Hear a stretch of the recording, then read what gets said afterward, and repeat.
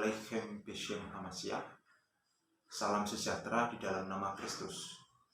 Saudara-saudara, beberapa hari lalu saya mendapat komentar dari teman-teman saya karena saya mengupload sebuah foto di story WhatsApp saya.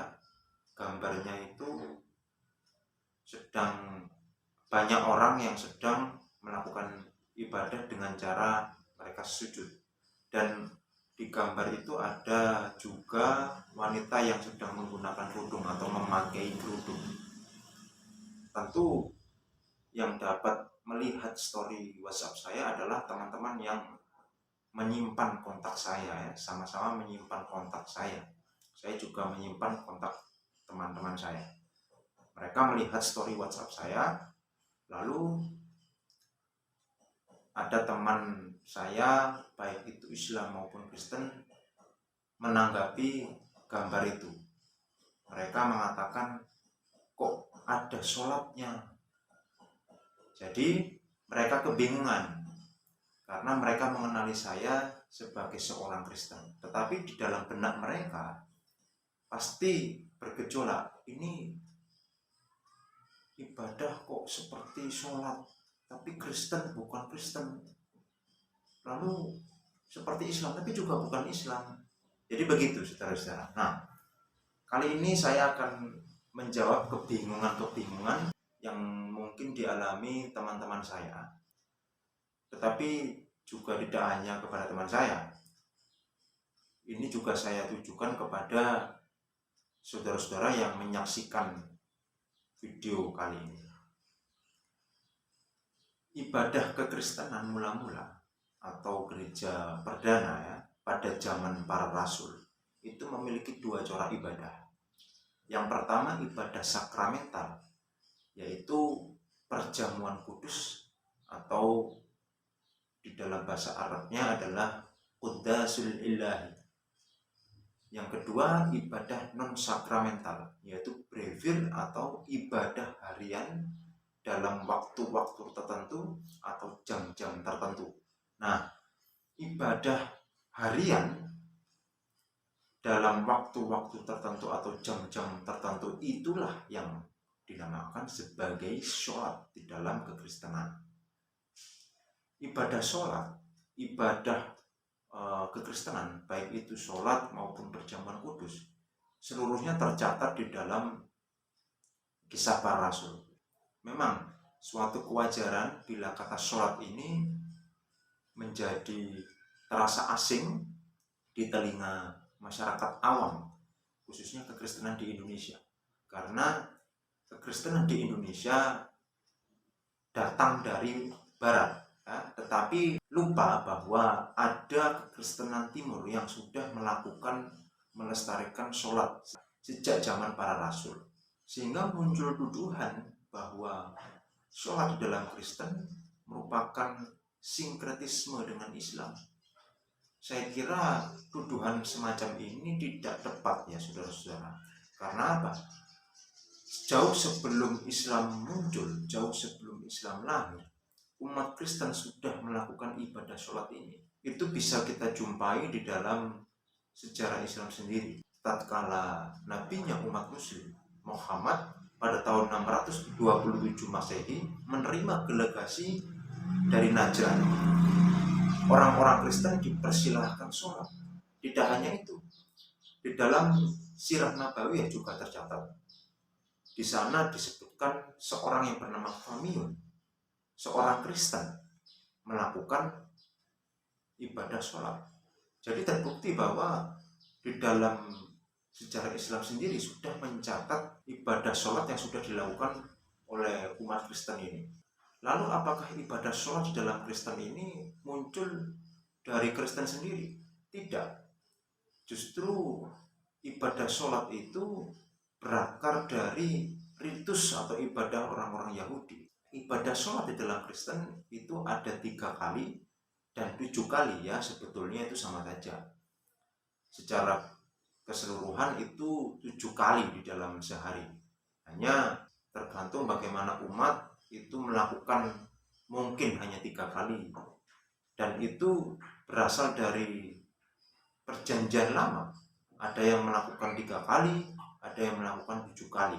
Ibadah harian itu tercatat di dalam Mazmur pasal 55 ayat yang ke-18. Di sana berbunyi menyebutkan 3 waktu ibadah. Di petang hari, eref, di pagi hari, bokir, dan di tengah hari, sohrayim. Selain itu ada di dalam Daniel pasal yang ke-6 ayat yang ke-11. Di sana dituliskan 3 kali sehari ia berlutut, berdoa serta memuji Allahnya seperti yang biasa dilakukannya. Kemudian ibadah sholat 7 waktu itu tercatat di dalam Mazmur pasal yang ke-119 ayat yang ke-164. Bertuliskan 7 kali dalam sehari aku memuji-muji engkau karena hukum-hukummu yang adil. Lalu istilah sholat itu tercantum di dalam Kisah Para Rasul pasal 2 ayat yang ke-42. Di dalam kitab Pesita, teks bahasa Aram berbunyi wa minin wa bejul fana daslihe webames tatefin wa basluta webak saya Eucharistia. Di sana ada kata basluta dalam bentuk jamak, jadi berasal dari kata selota, yang kira-kira terjemahan harafiahnya seperti ini: mereka setia dalam pengajaran para rasul dan dalam persekutuan, dan mereka selalu menjalankan sholat-sholat dan pada pemecahan roti dalam merayakan Ekaristi, yaitu perjamuan kudus. Kemudian kata selota, kata dasarnya adalah sela, yang memiliki akar Ibrani yaitu shalom. Itu dapat kita jumpai di dalam Mazmur pasal yang ke-122 ayat yang ketiga, berbunyi Shalom Shalom Yerusalem, yang artinya berdoalah untuk keselamatan Yerusalem. Jadi gereja mula-mula itu meneruskan kebiasaan ibadah dari Yahudi, baik itu sholat tadi, tetapi juga tilawat. Tilawat itu membaca kitab suci dengan cara dilantunkan, seperti orang mengaji. Jadi tidak dibaca seperti biasa membaca buku, membaca koran seperti abad modern ini, tidak. Tetapi dingajikan. Kalau di dalam Kristen itu namanya mulahan Injil ya. Ketika orang Yahudi membaca syahadatnya, Shema Yisrael Adonai Elohim Adonai Echad. Dalam kekristenan juga begitu, ketika membaca kitab suci juga dilantunkan seperti fil bad'i kanal kalimatu wal kalimatu kana 'indallah wa kanal kalimatullah hadza kana fil bad'i 'indallah kullu syai'in wa bi ghairi lam yakun syai'un mimma kana. Itu adalah Yohanes pasal 1 ayatnya ke-1. Jadi sama saudara-saudara. Kendati pun komunitas orang-orang Kristen pada zaman para rasul, bahkan para rasul itu sendiri, tetapi mereka sadar bahwa kedatangan Yesus Kristus itu menggenapi seluruh isi hukum Taurat. Nah, dalam konteks itulah maka seluruh ibadah dimaknai berpusat pada Kristus, yaitu Kristus sentris. Ini saya memiliki buku doa ya, buku doa 7 waktu, yaitu Akpea, dalam gereja ortodoks Koptik yang sudah diterjemahkan ke dalam bahasa Indonesia. Sholat atau sembahyang harian di dalam Kristen itu memiliki makna teologisnya ya saudara-saudara. Jadi tidak hanya melakukan sholat atau sembahyang ala kadarnya, tetapi ada maknanya di setiap jam-jam itu, setiap waktu-waktu itu. Di setiap waktu sholat ada makna yang didasarkan pada sengsara Kristus, yaitu penyaliban Kristus. Misalkan di dalam sholat huruf, yaitu sembahyang senja, di di dalam bahasa Aramnya adalah ma'arif, yang mungkin sejajar dengan bahasa Arab maghrib, dilakukan pada pukul 5 sore. Maknanya adalah mengingatkan umat pada diturunkannya jenazah Tuhan Yesus dari kayu salib. Itu juga dikenal dalam gereja Katolik adalah Vesper. Kemudian sholat naum atau sembahyang waktu tidur, sembahyang hendak tidur ya, dilakukan pada pukul 6 malam atau 7 malam sampai dengan tengah malam. Di dalam gereja Katolik dikenal sebagai fikir.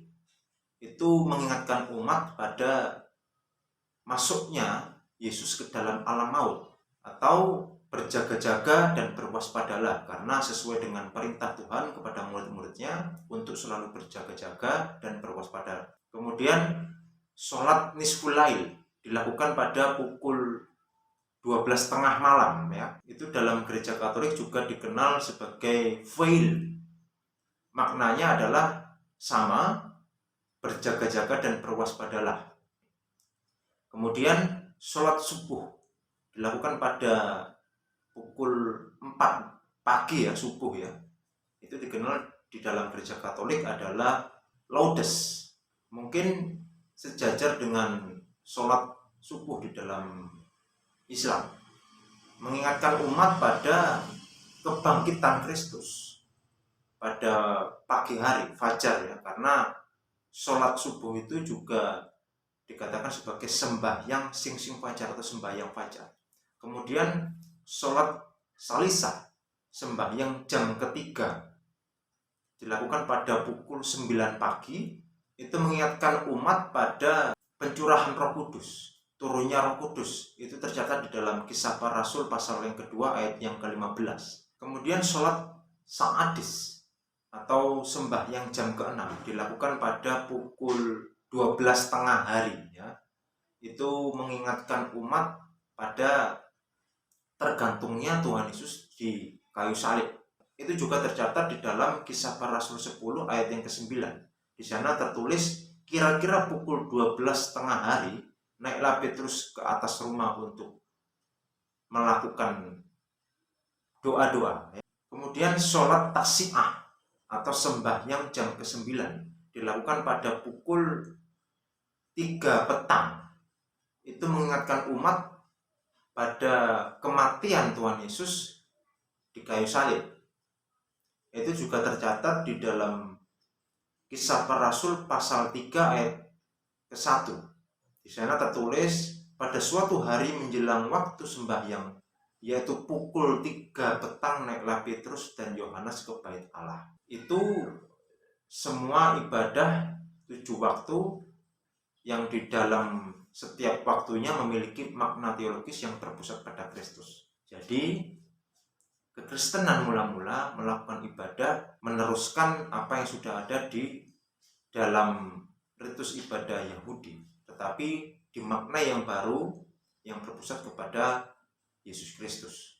Dan itu dipertahankan sampai sekarang di dalam gereja Ortodoks dan gereja Katolik. Kira-kira itu yang bisa saya sampaikan.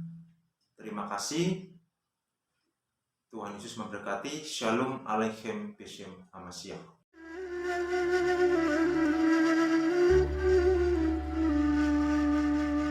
Stomen Qalos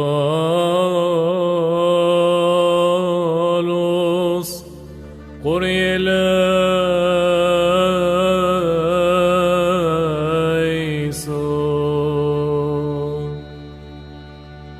صالك لين ورحمة وحنانه من مريم باي مريم رحمانه راحم علينا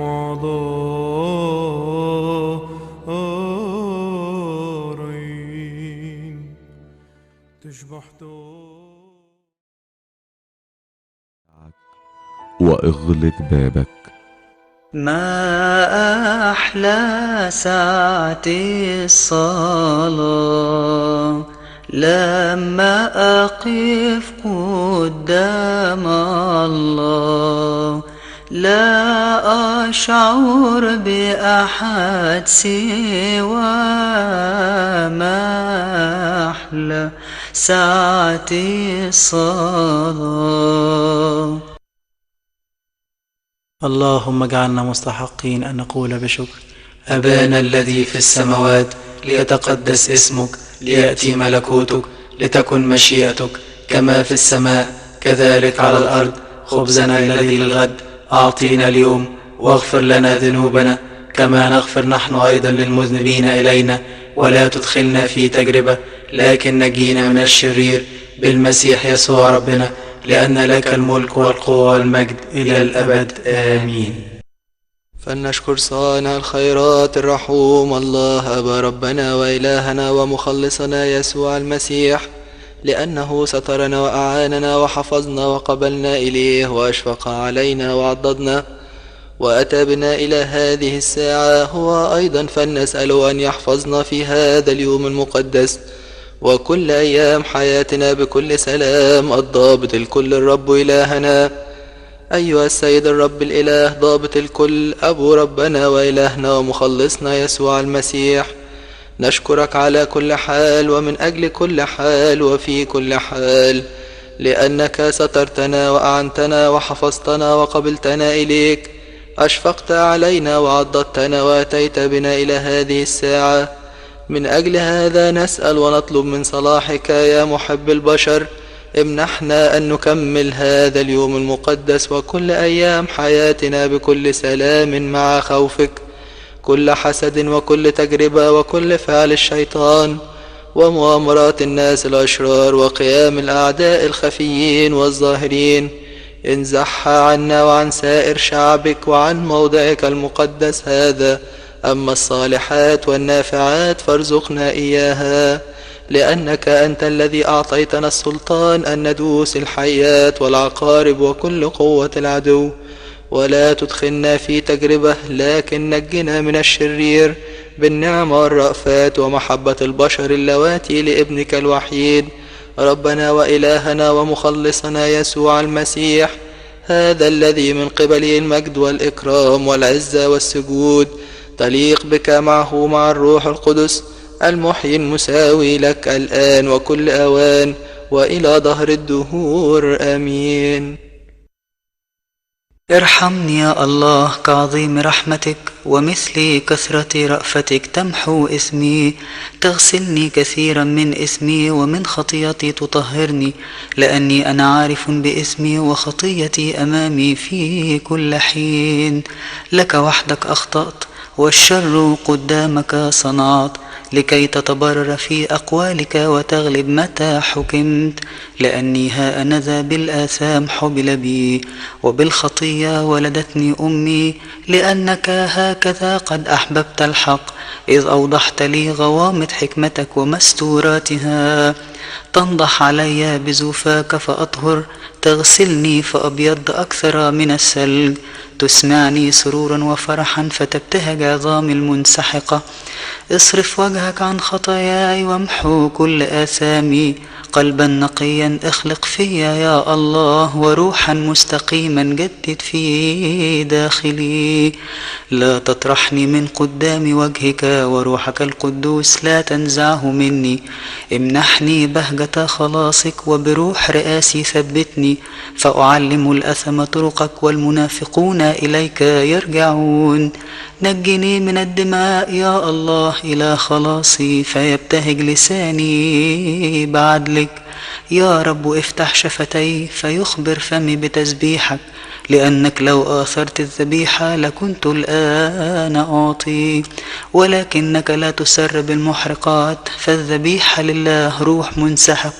القلب المنكسر والمتواضع لا يرذله الله. أنام يا رب بمسرتك على صهيون، ولتبنى أسوار أورشليم. حينئذ تسر بذبائح البر قربانا ومحرقات، ويقربون على مذبحك العجول. هللويا. تسبحة الساعة الثالثة من النهار المبارك أقدمها للمسيح ملكي وإلهي، وأرجو أن يغفر لي خطاياي من تراتيل المزامير أبينا داود النبي والملك بركاته علينا آمين. يستجيب لك الرب في يوم شدتك، ينصرك اسم إله يعقوب، يرسل لك عونا من قدسه، ومن صهيون يعضدك، يذكر جميع ذبائحك ويستثمن محرقاتك.